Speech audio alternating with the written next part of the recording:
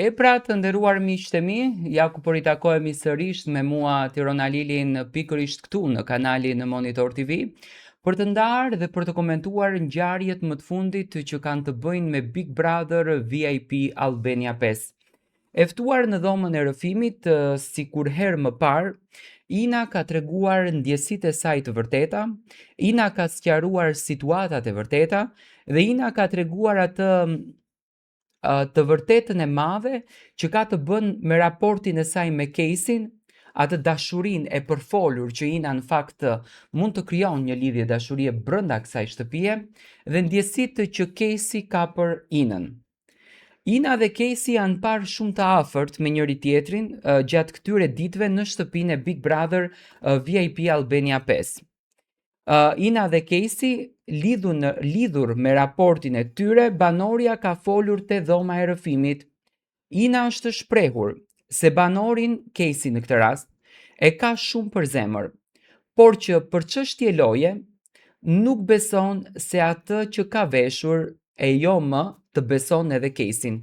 Do me thënë, ajo ka një lloj afrimiteti, ka një lloj ndjesie, ka një lloj vërtetësie në raport me Kesin, por e ka shumë të vështirë ta beson marrëdhënien e Kesit dhe të beson atë se çfarë Kesi thot.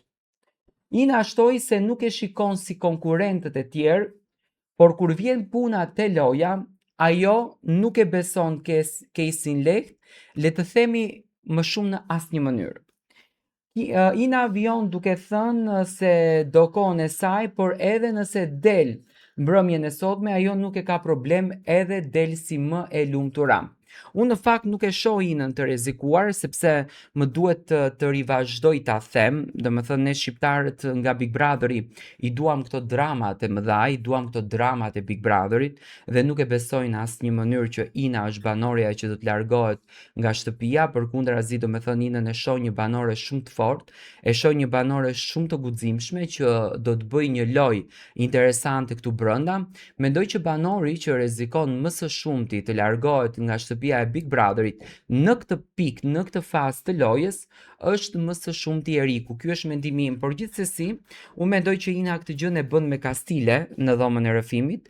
Mendoj që kjo është strategjia e Inës për të folur në këtë formë që nesër, domethënë, Kesi ta shikon me një sy tjetër, Kesi ta merr sa më afër që në një farë mënyrë edhe ta bindën Inën për raportin, për marrëdhënien, për dashurinë që në fakt ai ka për Inën, dhe nuk e shoh unë Kesin si një personazh që di të bëj lojra edhe vepra të këtilla.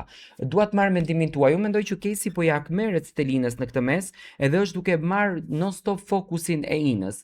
Jo që po ja akmerret, sepse nuk shoh pika akmarrje, por domethënë nuk është si avar, sepse ndoshta edhe e pa që ajo nuk e ka fokusin tek Kesi. Ju si e mendoni këtë sken?